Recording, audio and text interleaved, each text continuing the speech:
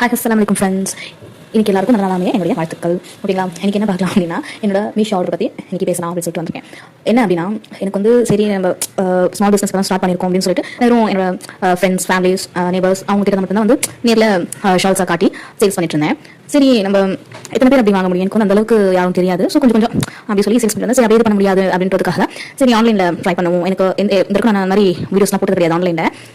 சரி ட்ரை பண்ணுவோமே அப்படின்னு சொல்லி தான் வந்து சரி யூடியூப், இன்ஸ்டாகிராம்லாம் வந்து வீடியோஸ் போட ஆரம்பித்தேன்.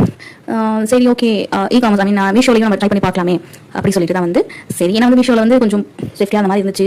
ஏன்னா அதிகம் பேர் வந்து மீஷோவில் யூஸ் பண்ணுவாங்களே அப்படின்னு சொல்லிட்டு மீஷோவில் ட்ரை பண்ணுவோமே அப்படின்னு சொல்லிட்டு மீஷோவில் போட ஆரம்பித்தேன். அதுலேருந்து எப்படி எனக்கு வரும், ஆர்டர்ஸ் எப்படி வரும், அதை நான் எப்படி மேனேஜ் பண்ணணும், இப்படி இது பண்ணணும்னு சொல்லிட்டு அதெல்லாம் எதுவுமே எனக்கு தெரியாது. ஸோ கொஞ்சம் கொஞ்சமாக தான் நானே தான் இது பண்ணி கற்றுக்கிட்டு பின்னாடி அப்படி தான் வந்து நான் நினச்சேன் மீஷோவில் ஏதாச்சும் ப்ராடக்ட் நமக்கு கஸ்டமர் வந்து ஆர்டர் போட்டிருக்காங்க அப்படின்னா ஒன்று மெயில் வரும், அப்படி இல்லாட்டி ஏதாவது மெசேஜ் இல்லை நோட்டிஃபிகேஷன் மாதிரி மீஷோல இருந்து ஒரு நோட்டிஃபிகேஷன் மாதிரி வரும் அப்படின்னு நினச்சேன். பட் வந்து அந்த மாதிரி எதுவுமே இல்லை போல இருக்கு. நம்மளா போயிட்டு உள்ளே பார்த்தா தான் தெரியும் போல இருக்கு ஆர்டர் வந்திருக்கு அப்படின்னு சொல்லிட்டு. அந்த மாதிரி தான் வந்து 31 ஜூலைக்கு ஒரு ஆர்டர் வந்துச்சு. அப்புறம் அதுக்கு மறுநாள் ஆகஸ்ட் 1 ஒரு ஆர்டர் வந்துருந்துச்சு மீஷோல இருந்து. அது எனக்கு தெரியல. அன்னைக்குன்னு பார்த்து தான் வந்து என் பொண்ணு என்னோட கண்ணாடியை உடைச்சிட்டேன். ஸோ வந்து எனக்கு கண்ணாடி போடாட்டி ஃபோன் யூஸ் பண்ண முடியாது. ஸோ அதனால என்னால் ஃபோனை யூஸ் பண்ண முடியல. அதனால எதுவும் நான் பார்க்கவும் இல்லை. சரி அப்படி விட்டாச்சு. அதுக்கப்புறம் கண்ணாடி வந்துட்டு பின்னாடி சரி சும்மா அது எத்தனை வியூ, அப்போ நான் வியூஸ் மட்டும் பார்ப்பேன், எத்தனை வியூஸ் இருக்குன்னு பார்க்கணும். ஆனால் அந்த கண்ணாடி வந்ததுனால வந்து நான் வியூஸ் அதுவும் பார்க்கல, மீஷோலயே போகல. சரி அப்படி விட்டு தான் சரி திடீர்னு ஒரு நாள் சும்மா போய்ட்டு உள்ள பார்ப்போமே அப்படின்னு சொல்லிட்டு பார்த்தா 2 ஆர்டர் வந்துச்சு. 31 ஒரு ஆர்டர் வந்துச்சு, ஆகஸ்ட் 1 ஒரு ஆர்டர் வந்துருந்துச்சு. சரி 31 ஆர்டர் வந்து நான் எப்போ பார்த்தேன், ஒரு 4ஆம் தேதி பார்த்துட்டேன். 4ஆம் தேதி பார்த்ததுல என்னாச்சு, அது வந்து கேன்சல் ஆயிடுச்சு. 31 ஆர்டர் வந்து டிலே ஆனதுனால நான் அக்செப்ட் பண்ணாதனால கேன்சல் ஆயிடுச்சு. ப்ளஸ் வந்து ஆகஸ்ட் 1 ஆர்டர் சரி 20 முடிப்போமே அப்படின்னு சொல்லிட்டு என்கிட்ட பிரிண்டர் கிடையாது. ஸோ என்கிட்ட பிரிண்டரும் இல்லையா, சரி என்ன பண்ண வந்து ஜெராக்ஸ் எல்லாம் எடுத்தாகும். ஆனால் வந்து எங்கள் வீட்டு பக்கத்தில் ஜெராக்ஸ் கடையும் இல்லை, இதுவுமே எங்கள் வீட்டு உள்ள இருக்கும். ஸோ வந்து ஜெராக்ஸ் கடை கிடையாது. அதனால என்னாச்சு, எங்கள் ஹஸ்பண்ட் தான் சொன்னேன் எனக்கு கொஞ்சம் எடுத்தாங்க அப்படின்ட்டு சொல்லியிருந்தேன். அவரும் அதுக்கு டைம் இல்லை. ஸோ அவருக்கு டைம் ஆயிடுச்சு வேலைக்குன்றதால போயிட்டு சரி எங்கள் அப்பா எடுத்துட்டு அவரும் எங்கள் அம்மா வீட்டில் கொடுத்தாச்சு. அவரும் கொண்டு வந்து தரதுக்கு ஈவினிங் 5 o'clock ஆயிடுச்சு. டெலிவரி பர்சன் வந்து கால் பண்ணுறாரு, பிக்கப் நான் வரணும் மேம், 2 மணிக்கு கால் பண்ணுறாரு, பிக்கப் நான் வரணும் மேம், நீங்கள் அப்படின்னு சொல்லிட்டு எப்போ வர்றது அப்படின்னு சொல்லிட்டு கேட்டாங்க. என்கிட்ட எதுவுமே ப்ரிப்பேராக எதுவுமே கிடையாது என்கிட்ட. ஸோ எனக்கு என்ன பண்ணுறது ஏது பண்ணுறது ஒன்றுமே புரியல.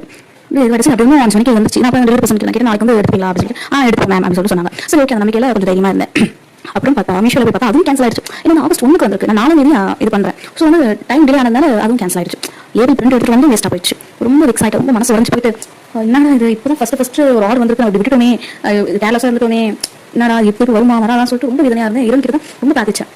அதுக்கப்புறம் அடுத்தடுத்து தொடர்ந்து நான் ஆர்டர் வந்துச்சு அல்ஹம்துலில்லாஹ்.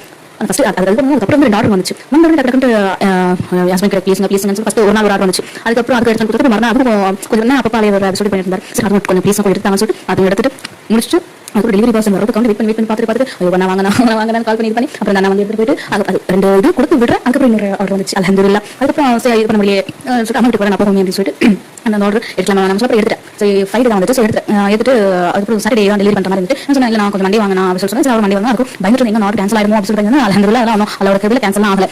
சரி ஓகே அடுத்த ஒரு ஆர்டர் அல்ஹம்துலில்லாஹ் மாஷா அல்லாஹ். உனக்கு என்ன சொல்கிறது, நீ வருத்தப்படாத, உனக்கு நான் இருக்கேன் அப்படின்ற ஒரு நம்பிக்கை விட்டுற மாதிரி வேற அளவுங்க. ஆனால் இறங்கி நம்ம கையேந்து நம்ம கேட்கும்போது அவன் இல்லைன்றது சொல்றது இல்லைங்க. நம்ம கொஞ்சம் சோதனைகள் வரதான் செய்யும். ஆனால் அந்த நேரத்தில் நம்ம வந்து எதுவும் நினைக்கணுன்ற ஒரு அதுக்காக தான் இருக்கணும் போல இருக்குது. அதுக்கப்புறம் ரொம்ப இது பண்ணி அந்த ஆர்டர் வந்துச்சு. இன்னைக்கு தான் அந்த 2 ஆர்டர்களும் டெலிவரி ஆச்சு. அது டெலிவரி ஆன உடனே இன்னொரு ஆர்டர் வந்துச்சு அல்ஹம்துலில்லாஹ். எல்லாமே இறைவனோட செயல் தாங்க. ஆனால் மாஷா அல்லாஹ் எனக்கு சொல்ல வார்த்தையும் இல்லை. இவ்வளோ இறைவனுக்கு இவ்வளோ நன்றி செலுத்தினாலும் போதாதுங்க. அவ்வளோ நன்றி செலுத்திட்டே இருக்கணும் இறைவனுக்கு. ஏன்னா அவன் இது பண்ணலைன்னா உங்களுக்கு இந்த உலகத்தில் இந்த துணியா எதுவுமே இது பண்ண முடியாது யாராலையும். நான் அதான் சொல்லுவாங்க, அவன் தடுக்கிறது யாரும் கொடுக்க முடியாது, அவன் கொடுக்குறது யாரும் தடுக்க முடியாது அப்படின்னு சொல்லுவாங்க இல்லையா. அது நிச்சயமா உண்மைதாங்க. அவன் மனசு வச்சுட்டானா ஆட்டோமேட்டிக்காக அது நடந்துகிட்டே இருக்கும். ஸோ இந்த மாதிரி யாரும் ஒரு ஃபையர் வந்துச்சுன்னா அதை நினச்சி கஷ்டப்படாதீங்க. இதோட அவ்வளோதான் அப்படின்னு சொல்லிட்டு முடிஞ்சிச்சு அப்படின்னு சொல்லிட்டு ஃபீல் பண்ணாதீங்க. கண்டிப்பாக ஒரு கதை ஒன்றா இன்னொரு கதை பிறக்கும். ஸோ அந்த நம்பிக்கையோட செயல்படுங்க. ஒரு நாள் உங்களுக்கு நன்மையாமைய என்னுடைய துவாக்களும் வாழ்த்துக்களும். பாய்.